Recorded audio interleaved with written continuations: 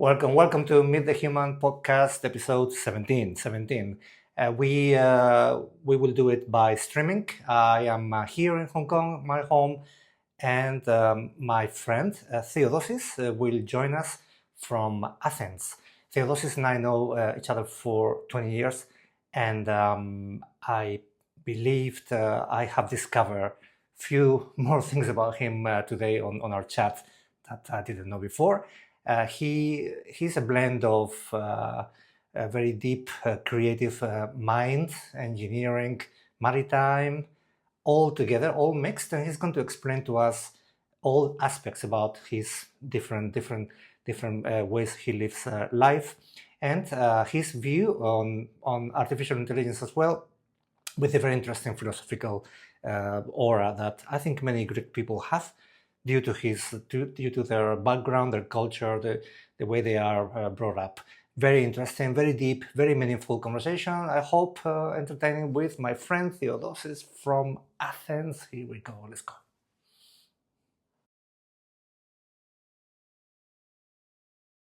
Okay, welcome to Meet the Human podcast. Today we're back to the streaming mode because I am in Hong Kong, in my home, and my friend Theodosis is in another country. He will tell us now. So we couldn't meet really soon, but we have some urgency to have a discussion.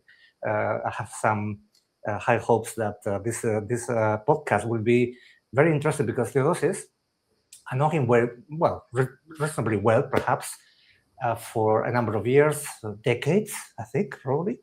Couple of decades, maybe. So he's a great person, great human, great mind and personality. So I'm looking forward to a good chat with Theodosis. So basically, Theodosis, just tell us for the audience, just tell us who you are and give us a little bit of a background, where you're from, so people can understand you, Theodosis Stamatellos. Thank you, Louis. And indeed, it's a great pleasure having this opportunity to talk with you again, which is something you know I'm enjoying. I'm connecting from Athens, Greece, where I was actually born. But my origin, which is very important for Greek people, my origin is from an island at the west side of Greece. It's called Lefkada. So it's an island, and you can see the start of the connection with the sea, with the maritime world.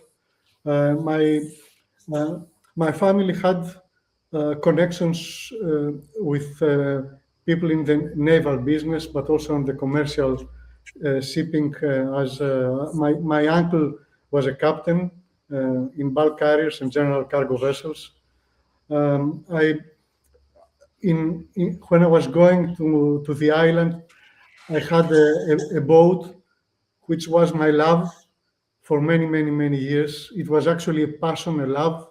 I was spending my time there almost the whole day.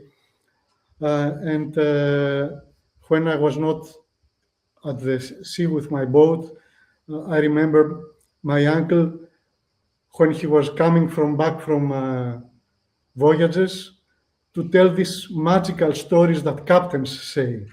So he was talking about weird places, about exotic ports. He was bringing back, each time he was bringing a different guitar and he was playing songs of Latin America. He was bringing, sometimes he was bringing even some animals back. He was telling sea stories. This magic of the life at sea was starting getting into me. I remember he was also teaching me, he was teaching me how to read nautical maps. And I remember myself during my school years, in my free time, to design my own nautical maps and imagine places where one can travel and one can go. So this concept of the sea, of traveling, was very strongly into me. And entering the School of Naval Architecture and Marine Engineering, it came very natural. I sometimes remember my grandfather, who was completely irrelevant, completely outside shipping. So my grandfather was a district attorney. And when I told him I want to join the Polytechnic and the School of Naval Architecture and Marine Engineering, he said, yes, you should, because it is time that the maritime world optimizes the performance of the propeller. I have no idea. I have no idea how he came to say that, but yeah, okay, it was very weird. Anyway, I met my wife at the conservatorium. My other passion is music. I play the guitar, I play percussion, I play drums. I like music a lot, and it was part of the creation of my family, let's say. I now, talking about family, Louis, something that I would say surprises me in a very nice way is that I'm getting inspired by my two kids. So I'm getting, they teach me how to do things. They inspire me, they motivate me. They motivate me for resilience, for focus into doing things, for seeing life through an artistic lens. They motivate me in getting after the things somebody wishes. So I think I'm very fortunate on that. And in general, I do believe in young generation. I enjoy getting lessons from the young generation. So yeah, it was a good personal story, which after the university brought me. I was very fortunate because during my military service in Greece, I joined the Navy, and because of my studies, I was placed in a shipyard where the Greek Navy was constructing vessels. So I was very fortunate for 2 years um, to be close to ship construction. Then after that, I, I immediately joined ABS, where I stayed for 14 years. And then I joined Lloyd's. And yeah, it is 2 decades that we know each other, because this year is my 20th year with Lloyd's. So it's exactly 2 decades, because I also remember that you are probably the first person that I met from Lloyd's outside Athens. I'm sure you remember our trip in New York, trying to get some business. Yeah. Yeah. And yeah, in general, I I like to take part in communities, both professional and civil communities. I enjoy very much taking photographs, traveling, and reading, and I think this is me in a couple of words. Wow. Yeah. Thank you. Of course, every time I talk to friends, and I'm very lucky that so far I found many friends for my podcast, I learned something new. Obviously, I never asked you so deeply about your origins, so I already learned something that I didn't know after 20 years. I think we meet in this working environment, and then we I think we don't have enough time to talk about these things. We always focus on business and getting our job done and with high responsibility, and we forget about talking about our human side. So very happy to. I was going to ask you about music, because of course I see the guitar in the background. So I was going to ask how strong is that is music on you? I mean, do you actually play, or do you perform in public? Do you do anything? I'll tell Tell you. us a bit about your musical angle. So I'll tell you. It is interesting. Music, as I told you, in general, played a significant part and still plays, maybe in a different way.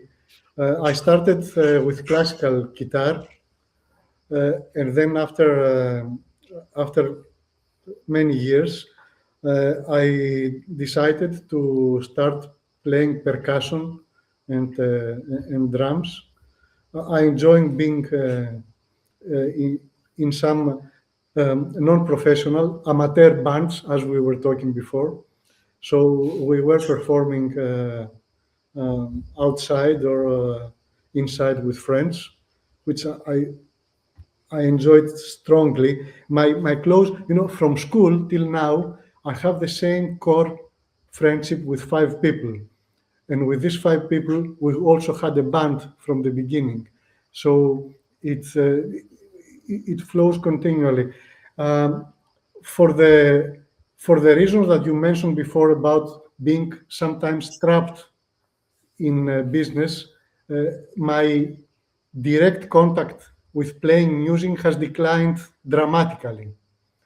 But one thing that makes me very sad in general is when you know things, where you love things, and then you let them go away.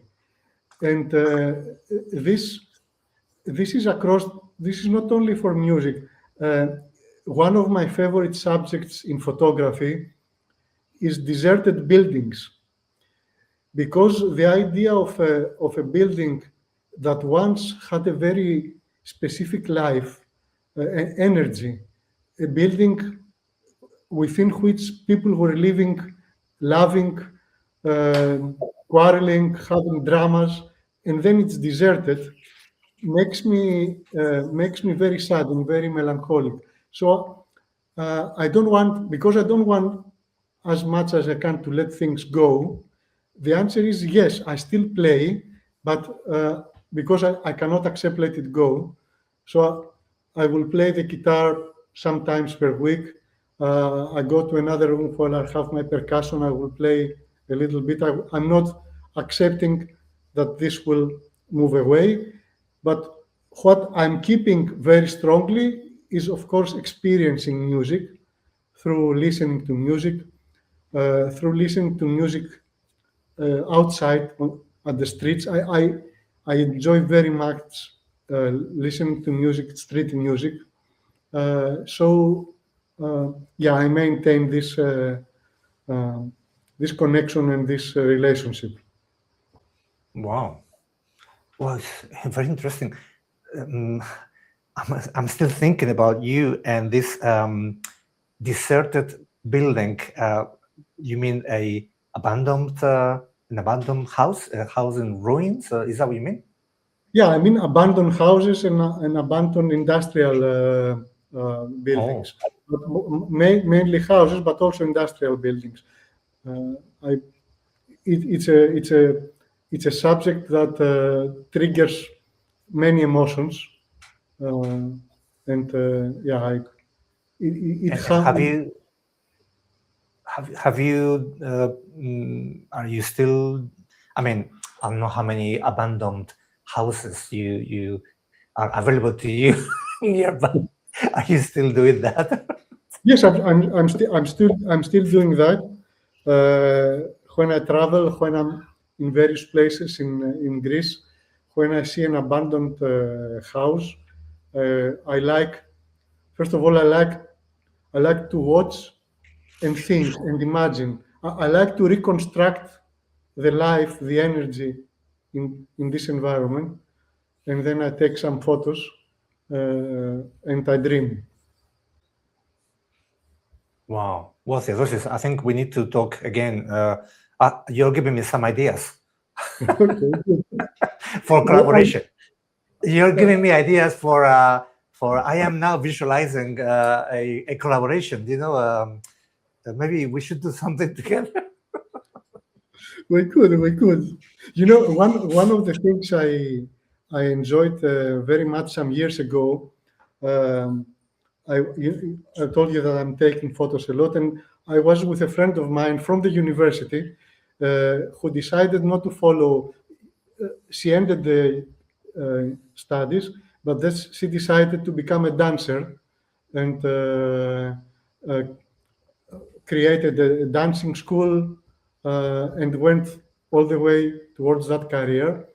And she told me, why don't we do a common activity, a common exhibition in my dancing school with some dancing arrangement and your photos around, etc. And it was a lifetime experience, this working together. And then after some time, we also did a performance. I mean, the students did a performance, and I dressed the performance with my photos.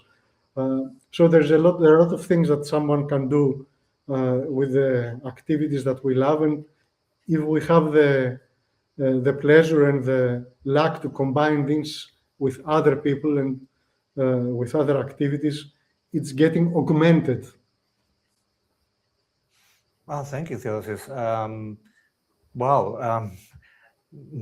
My feeling is that I could continue this podcast around your hobbies, and then it will be a totally different podcast. But I'm sure. But let me go back to maybe my own brief, and for the audience that maybe they're expecting that I ask you these questions that I ask everybody. So let me go into that now, because normally, okay, obviously, I think people now will have realized you're a very special human, more special even than I thought. You will be able to describe humanity for us, Professor Theodosis. But how would you describe or define or just tell me what humanity is for you?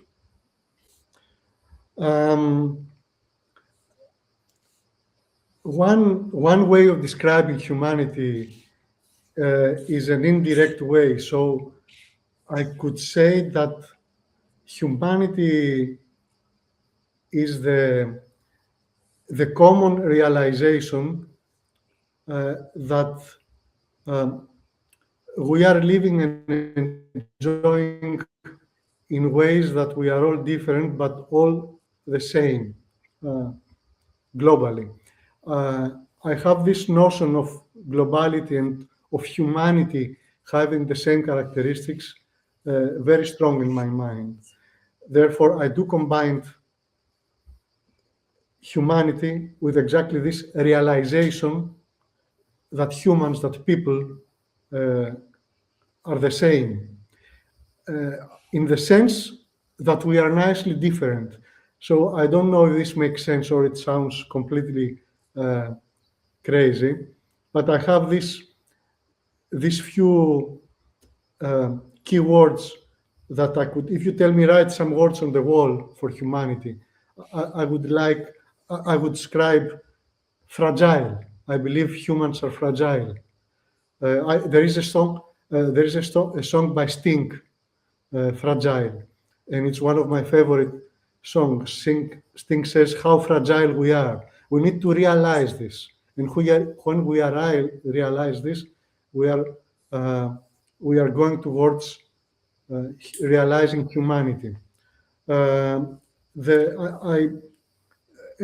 Another thing that is close to this concept of being the same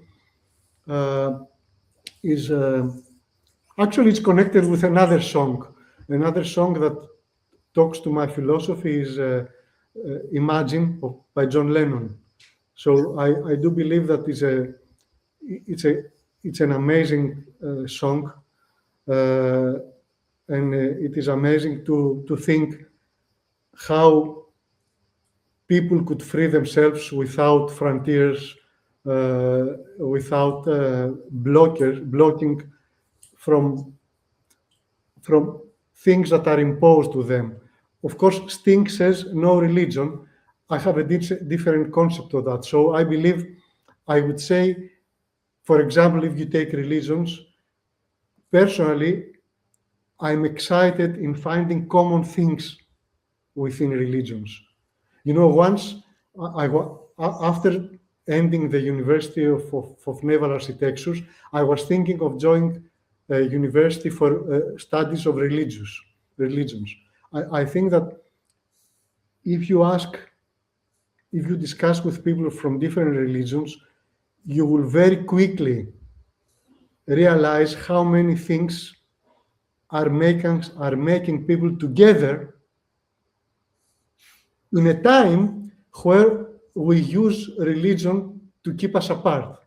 So that's what annoys me. That is what makes me angry, that there are so many things in humanity that bring humanity together, and I'm very angry where for external influences, these things actually are keeping us apart. So yeah, humanity is togetherness. Humanity is being fragile. Humanity is realizing how close we are.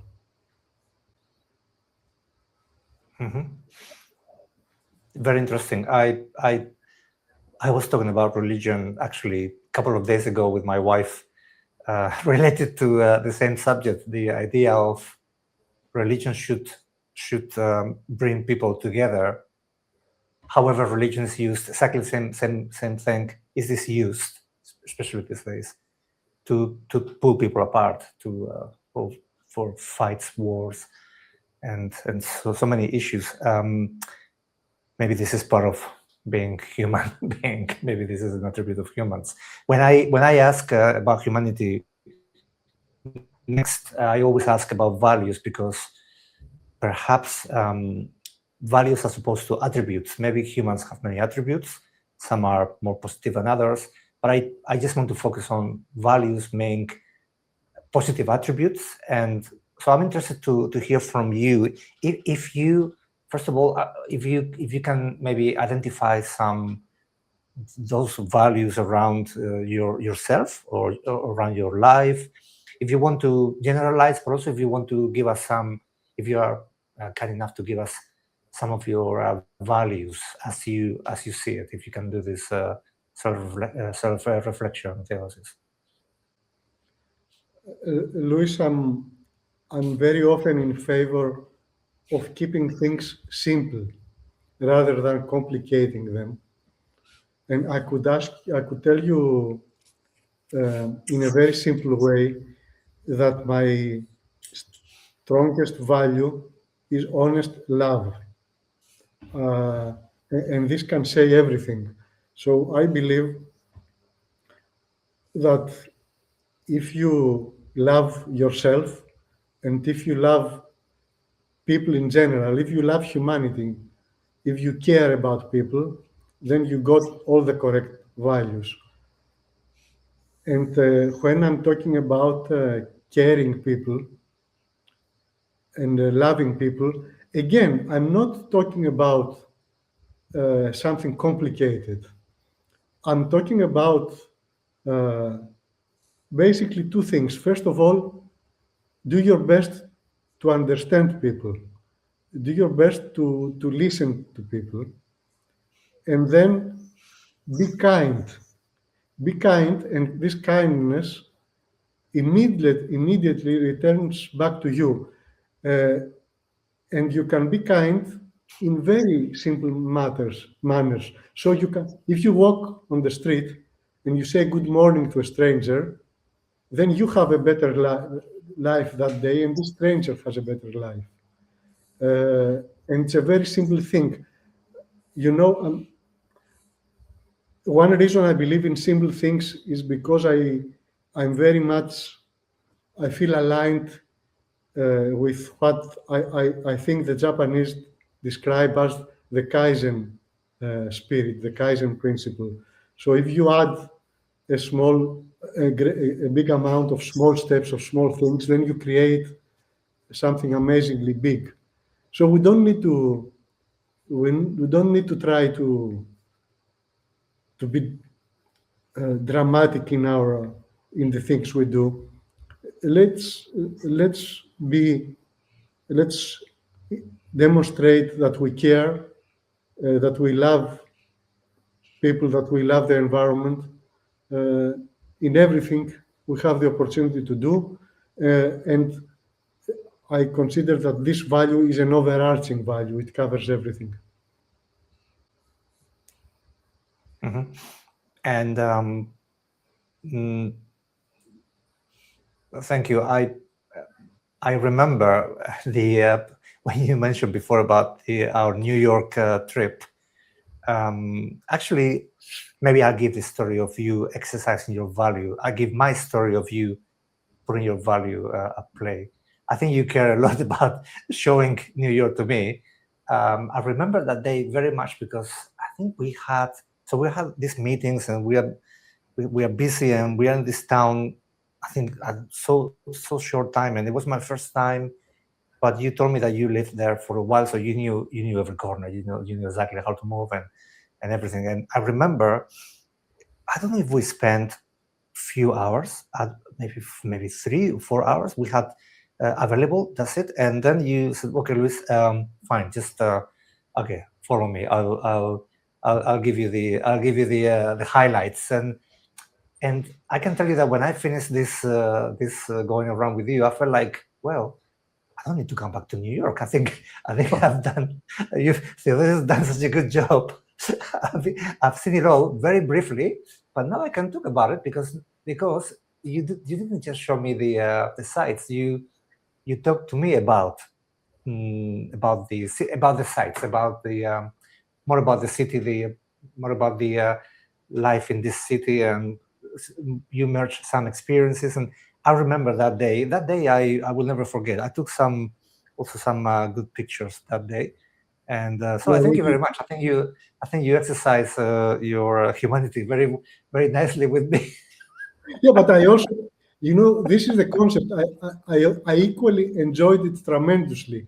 So the trick is that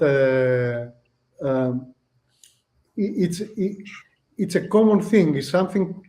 If you experience things together with other people, even moments, then both you and other people get the benefit, get the experience. It's never a one way. If it's a one way, it's a disaster. You get something by giving this care, doing this activity. You get something back. We should try to always give something back. Is that what you mean? Of course, you are doing something. I say many times, and it's a little bit controversial, that everything we do it for us, for ourselves. In reality, we do everything so that we can feel better.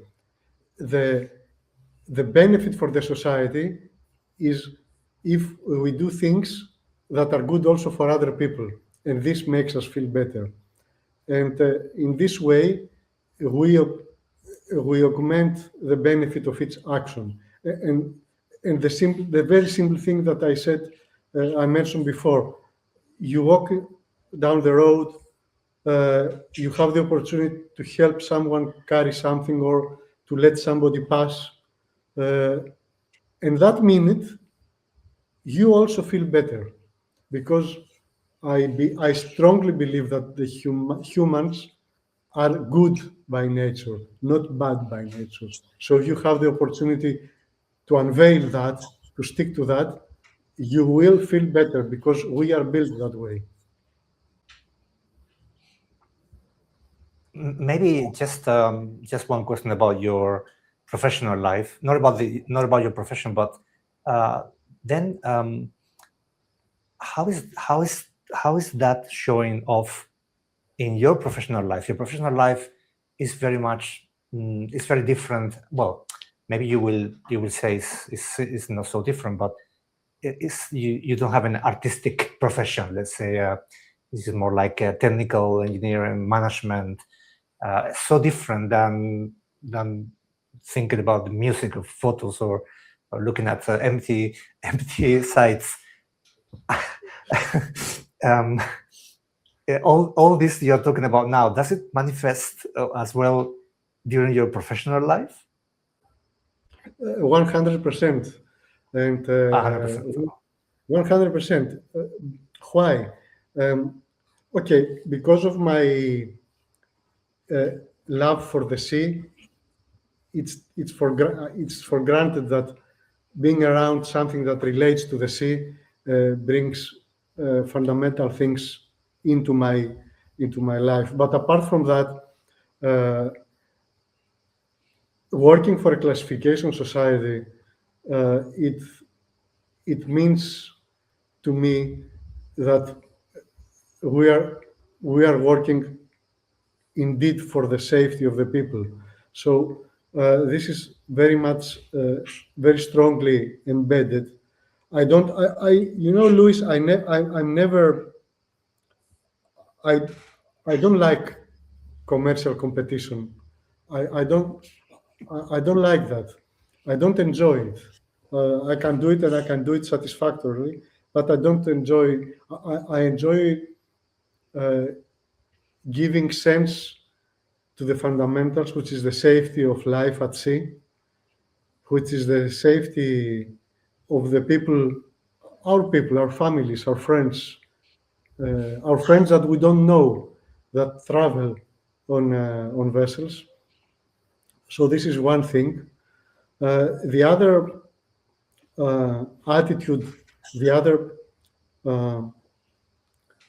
fortunate thing that I'm enjoying is that I have the freedom to talk to young people. I mentioned before that I'm getting lessons from young people. So in Lloyd's Register and within Lloyd's Register, I spent a good amount of time mentoring young people, teaching them is a little bit arrogant, but talking to them about things and listening to them, talking and listening. And these people can be at schools, can be at universities, can be people that join Lloyd's and they spend their first years. Therefore, this is connected with this concept of caring and the humanity.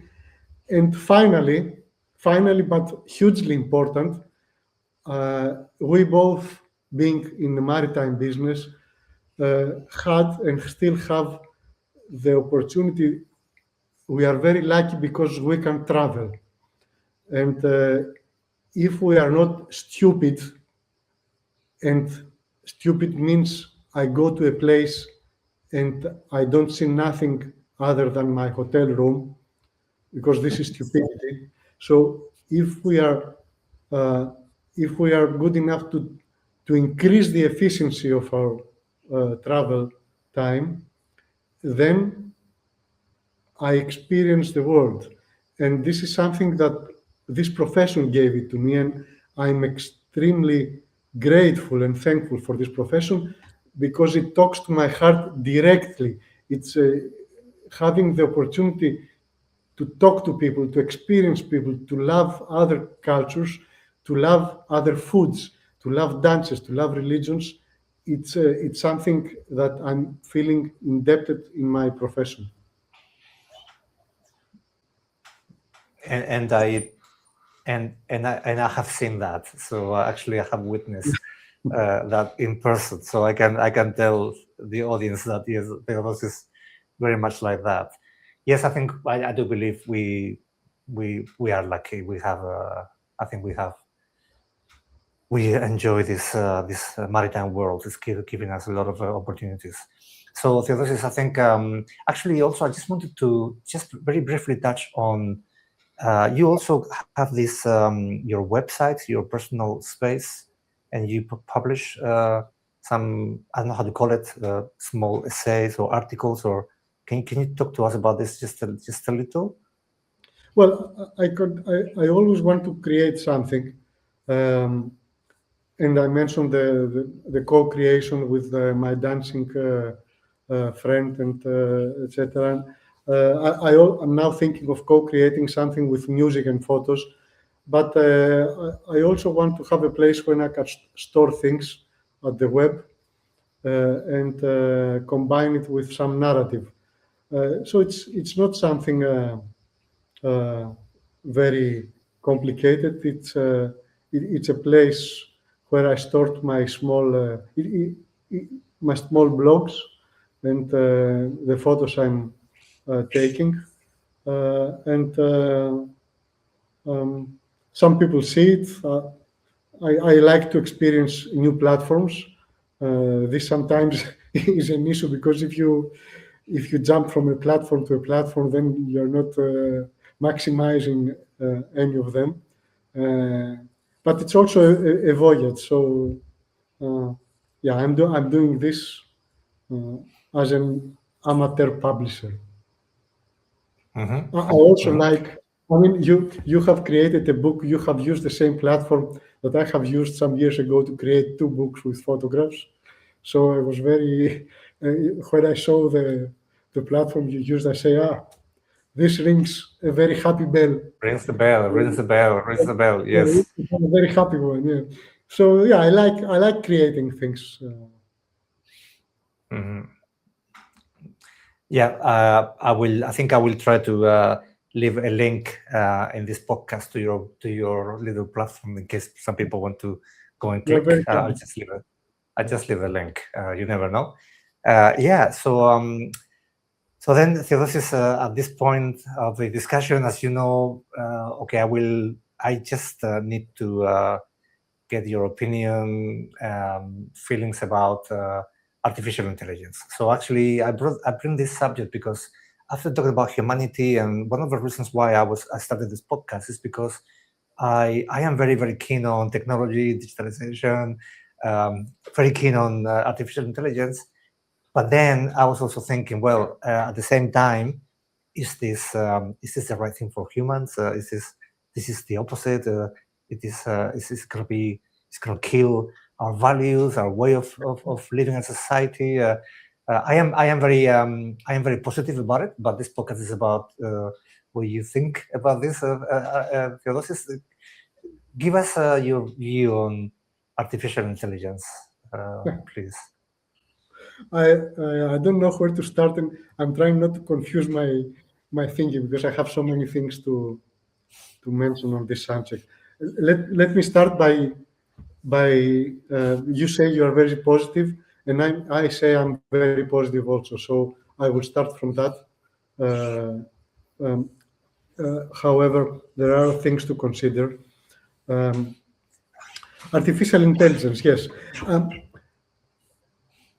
I need to say that if any of us has the idea that technology can wait or technology can be stopped, it's a big mistake. Technology never stops, and there are examples, many examples, where people thought that technology will not move, and they have disappeared. And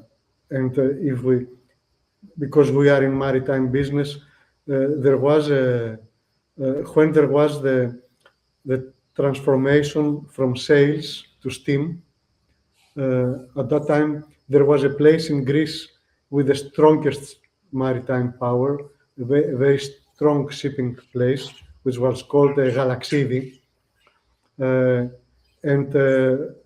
when steam came, they had a meeting, all the ship owners of Galacsidis, and they decided that steam will not go ahead. And of course, after 3-4 years, this place disappeared from the map. And there are many examples like that. So technology will move ahead regardless of what we think. And therefore, the best thing we can do is find the positives and use the positives. Now, before going directly to AI, I will mention another thought of mine, which is related in general with technology. I'm mentioning this because I think that currently artificial intelligence is in 2 big rooms. One is the family room, the day-to-day normal people room, and the other is the industry room. So there are 2 different rooms where the artificial intelligence progresses. Let me go a little bit to the common people room, the family room, as I call it. I consider that in every technological boom, when something new comes, there is a tendency to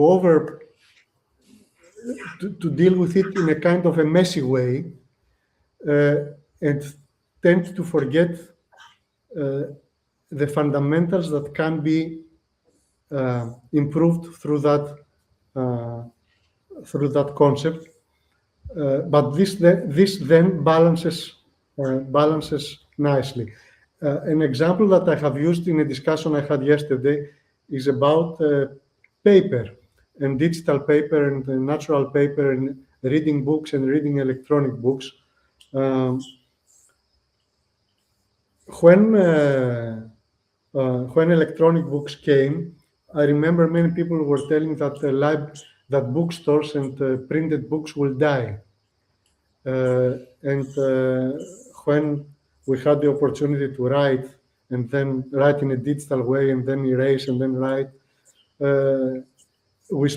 I feel we're spending more time into writing rather than thinking what to write and what to create. Some ages ago, when the traditional paper had to wait for 3 days in order to be produced, so you had a paper that took a lot of trouble to be produced and a lot of pain, you were thinking very strongly what to write on that paper. And therefore the respect that you placed in your thinking was much more stronger than nowadays, that it is very easy to do and undo. It is the same with taking photographs. When you had to take 36 photographs and then wait to be developed and then hope that something nice will come out, you had much greater respect for the process and for preparing for the process and for taking the action. Now taking the action has overridden thinking about the action. I believe this is a danger. This is a danger, but I'm very optimistic that it will find its balance. And I mentioned before that people were saying that printed books and libraries will die, but in the last 10 years, it's the reverse. Bookstores are getting stronger and stronger. Printed books are getting more and more. So I believe there is always a balance, but we need to be aware of that. We need to be aware of the danger. Now, the other part is the industrial part, the artificial intelligence that I'm using in my work that industries use more and more.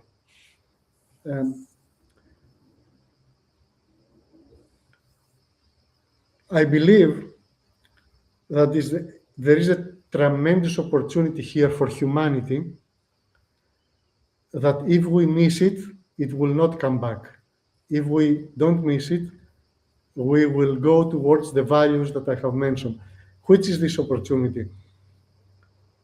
I believe that artificial intelligence should be used not to increase production, but to give time back to humans. I don't believe that we should use artificial intelligence to do things in a safer way, in a way more efficient. How do we measure efficiency? I'm not going to measure efficiency by the increase in production. I'm going to measure efficiency by the increase in the available time for the humans.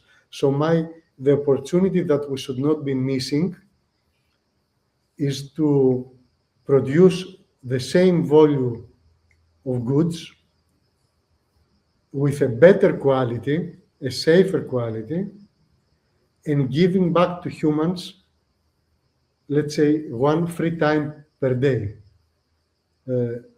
This is our opportunity to claim back our right to be with ourselves and to develop ourselves and have artificial intelligence work for us towards that road.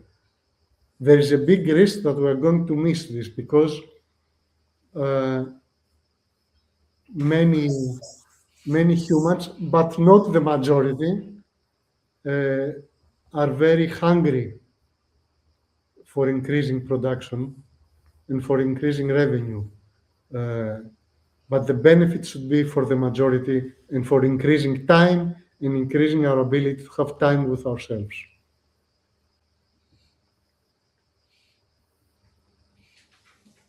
I see. Thank you.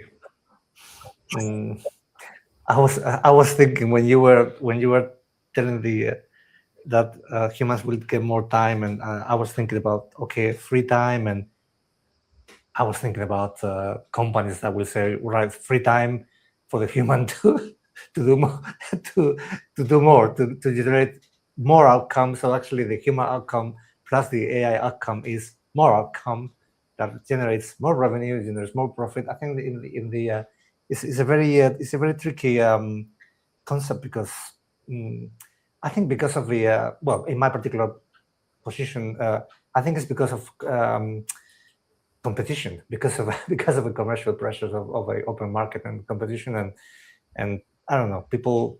As I understand why you say we might or might not take advantage of that concept. It will depend on the competitive forces, how they play with one company after the other against the other. We'll see. Yeah. But surely there is no doubt that we should be using artificial intelligence to improve the outcome,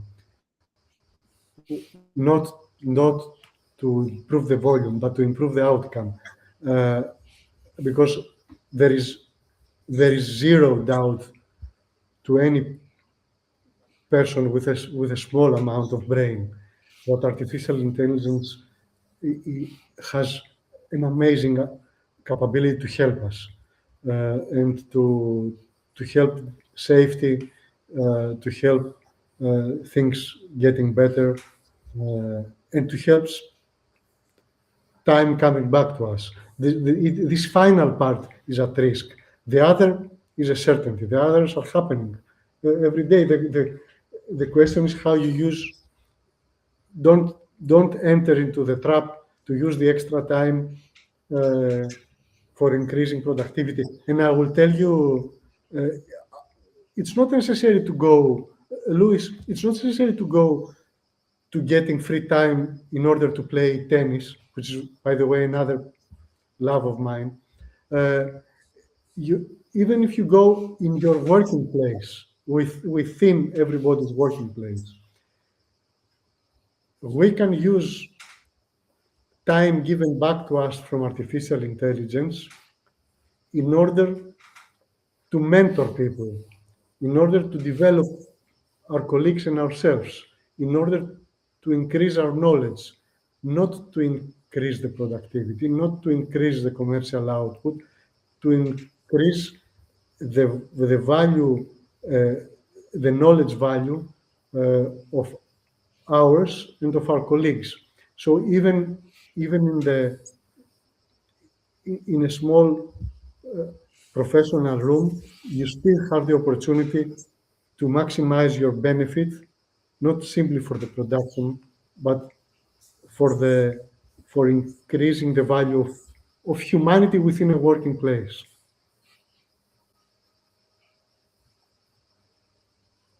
Do you think, I ask this question in many different ways. Sometimes I ask the question differently, but the question basically is about whether artificial intelligence will modify humanity, will create a new version of humanity. You define, you tell us humanity is very much about loving, and being empathetic, therefore caring. Do you think what's your take on how artificial intelligence may impact that attributes of humanity? Would it be impacted for better, for worse, for more, for less? Have you thought about this? Well, I certainly hope so. I certainly hope that artificial intelligence will change the way we think and the way we react to triggers and to concepts. So I also hope that it will change it in a nice way.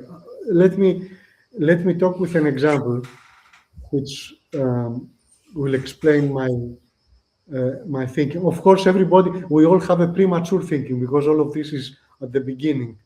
But I can see even now that if you interact, let's go to something very simple, right? I'm not going to artificial intelligence for driving autonomous vessels or for I don't know for tricky things.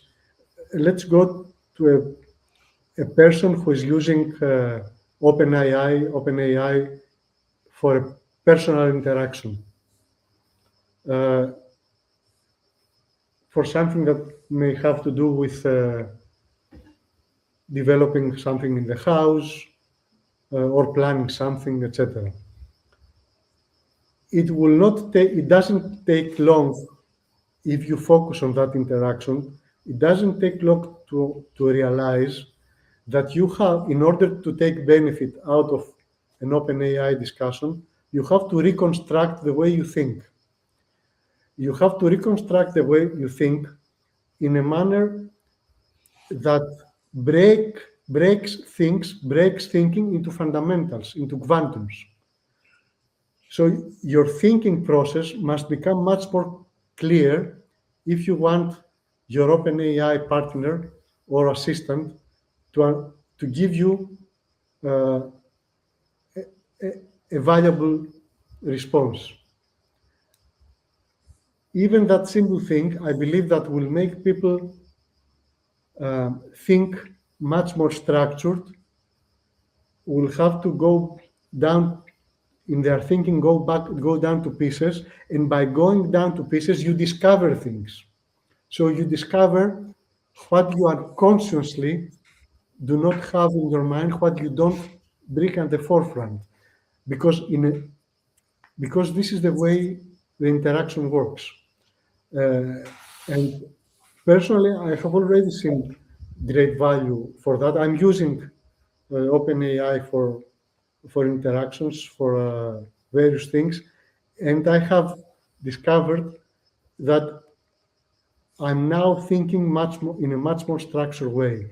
I can think of details, of hidden details that are very important, and that if I can think about them, if I can isolate them, I can use them, I can influence them, I can change them, whatever. So yes, I believe artificial intelligence will change humanity and the way humanity thinks, and will liberate humanity way of thinking.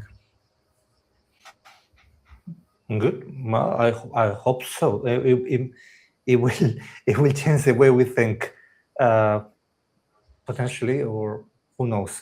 I am a user of AI. I'm planning to use it more and more for some other different type of applications, both in my professional but also in my personal life.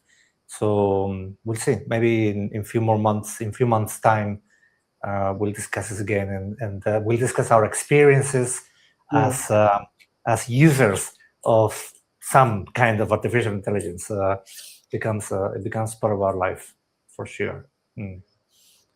Yeah. Well, I think Theodosis, at this point, I think I will ask you to answer the question that Dipali left for the next guest. Of course, at that time we didn't know it was you, but it happens to be you. So you need to answer this question. The question is, super deep, to be honest. I don't know if you have watched this podcast or remember what she asked, but it's quite, anyway, it's very challenging. I have this podcast here in my phone. I will play the question now. You will hear, hopefully you'll hear from Dipali, otherwise I will formulate to you. And okay, and then let's see how you can answer this question. Are you ready for this? I like that. Okay, let me play. I will play on my phone. If you can't hear it, I will play for you again. Okay, I'll play. So listen to Dipali. She's asking, what does life has meant to you?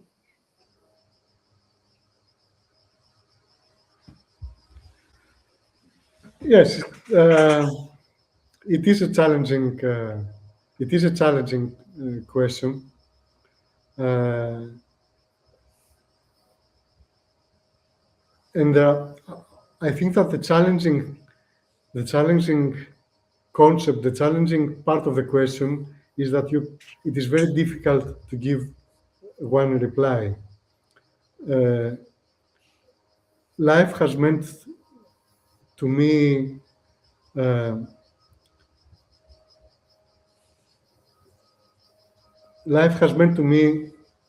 relationships.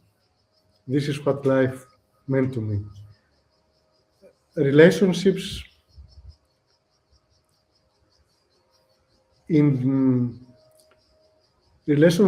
mean sometimes also disappointments, but this is life. So it is great moments, sometimes disappointments, thankfully extremely few.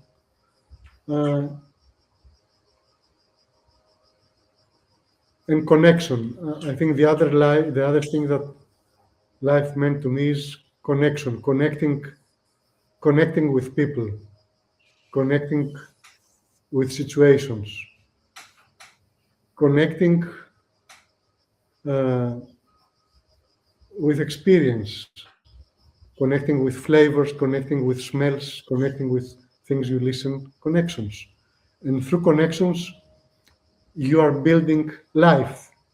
So life means connections. Through connections, you are building your life and you move on.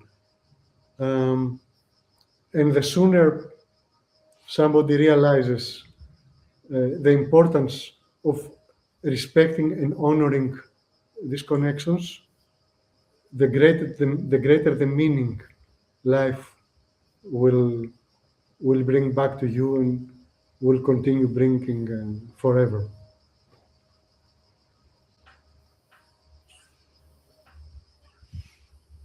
Thank you, Theodosis. Thank you. Big question. When she asked the question, I thought, oh wow, who can give an answer to this? Okay, you just did. Thank you so much. Thank you. How do you think AI will impact connections, human connections? One way is going back to what we discussed before. If we are given more time, we will be able to work on building and taking care of our connections. So this should be one way that through which AI can help us.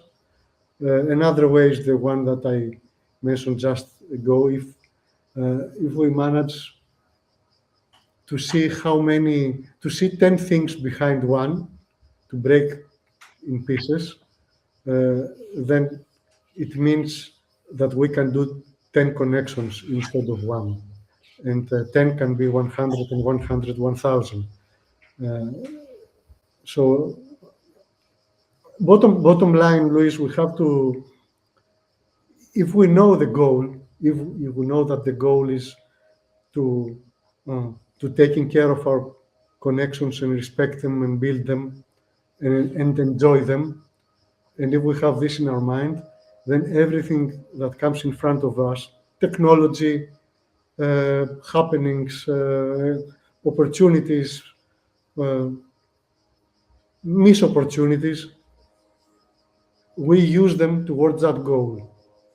The trick is to know the goal and to make sure everything you do works towards that.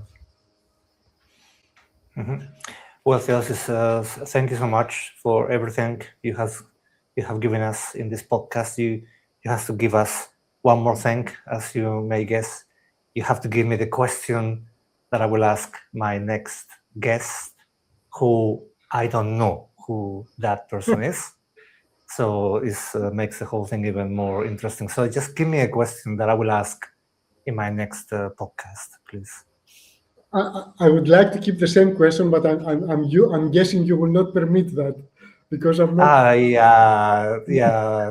A new question, a variation, and just a new question, please. So yeah,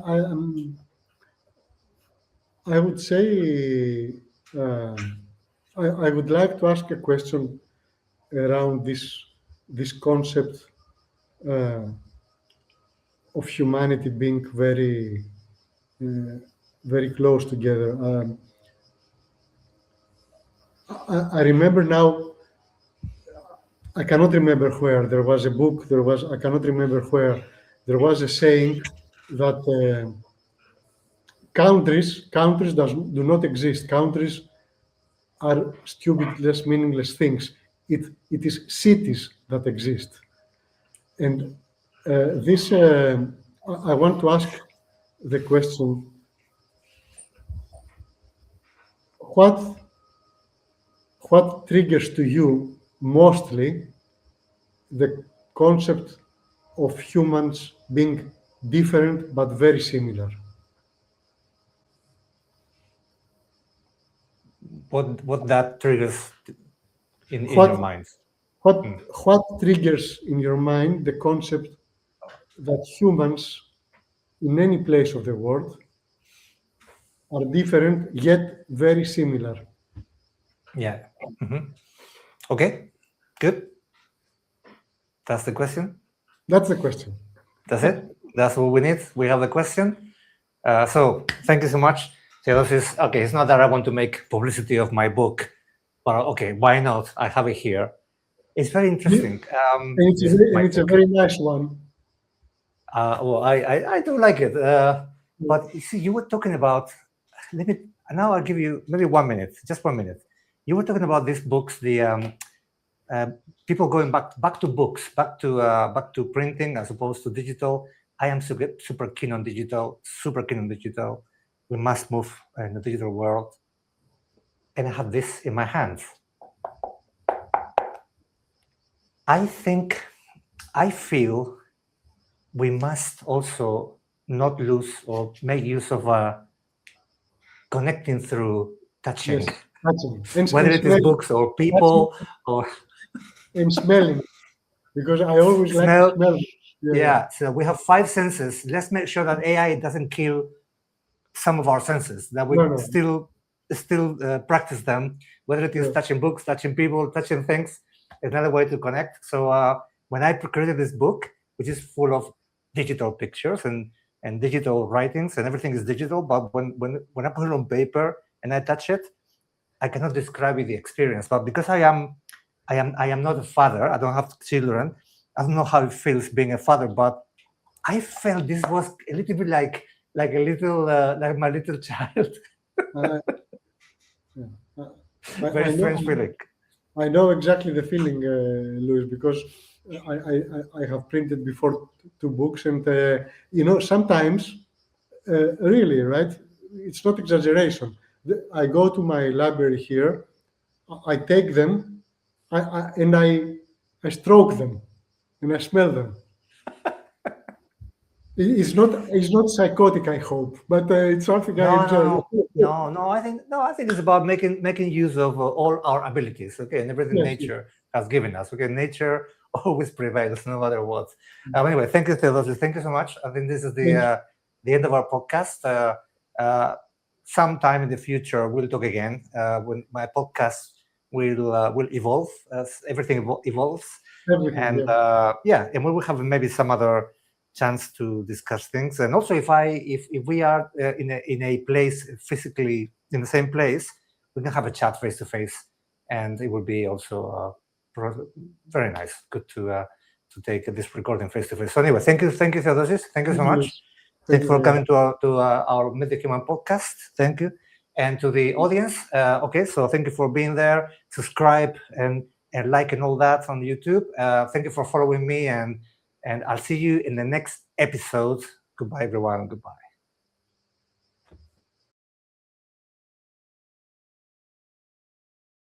Good, ready to go. Okay, so I think we are on business. So, all right. Well, this is not the beginning yet, because it's just warm up. Everything is the beginning, and nothing is.